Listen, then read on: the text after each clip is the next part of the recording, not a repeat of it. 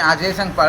आज आम्ही वाईवरून कलेक्टर ऑफिसला कलेक्टर साहेबांना भेटण्यासाठी आलो होतो. आज आमच्या वाईचे प्रांताधिकारी खरमाटे साहेब यांनी साहेबांना भेटण्यासाठी सांगितलेलं कारण असं होतं की वाईमध्ये बेमुदत उपोषण चालू आहे आणि उपोषणाला जे बसलेत ते भारतीय मराठा महासंघाचे जे सातारा जिल्हाध्यक्ष विक्रम वाघ आणि पीपल्स रिपब्लिकन पार्टीचे जिल्ह्याचे महासचिव प्रणित मोरे. त्याचं कारण असं आहे की वाईच्या ज्या तहसीलदार आहेत सोनाली मेटकरी यांनी त्यांच्या पदाचा दुरुपयोग करून आणि त्यांचे जे पती आहेत राम शिंदे, हे राम शिंदे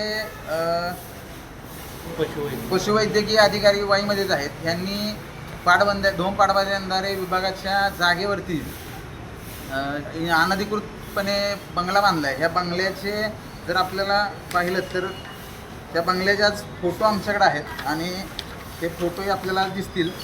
हा अनधिकृत बंगला त्यांनी भला मोठा उभा केलेला आहे आणि या बंगल्यावरती कार्यवाही व्हावी. तसेच सोनाली मेटकरी जे आहेत तहसीलदार यांनी बेसुमार तालुक्यात उत्खनन लावलेलं आहे.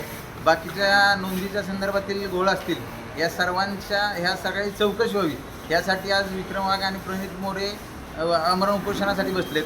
काल प्रांतसाहेबांनी चर्चेसाठी बोलवलं होतं पण तिथून काय आम्हाला मार्ग नाही मिळाला. त्यामुळे आज प्रांतसाहेबांनी निरोप दिल्याप्रमाणे आज आम्ही जिल्हाधिकारी कार्यालयात आर डी साहेबांना भेटायला आलो होतो. परंतु तिथंही आम्हाला कुठल्याही प्रकारचा न्याय मिळालेला नाही.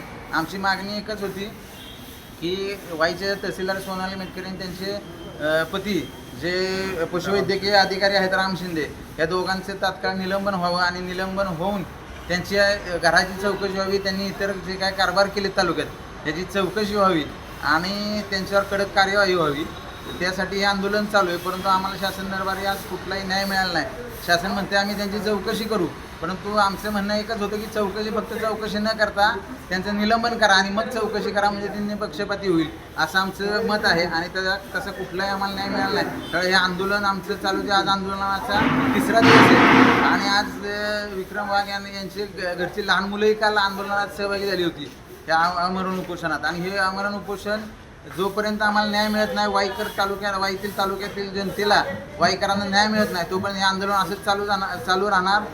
तहसीलदार मॅडमनी हा मोठ्या प्रमाणात उत्मत लावलेला आहे. आज तहसीलदार मॅडम जाहिरात मागणी करण्यासाठी गेलेल्या पत्रकारांवरही इथून पाठीमागे गुन्हे दाखल केले आहेत. इथपर्यंत त्यांची मजल पोचलेली आहे आणि हा जो उत्मत आहे त्या उत्मताला वाई तालुका कधीही जुमानणार नाही आणि ह्यातून जोपर्यंत न्याय मिळत नाही तोपर्यंत आंदोलन वाई हे चालूच राहणार आहे आणि हे आमरण उपोषण चालू राहणार आहे. धन्यवाद.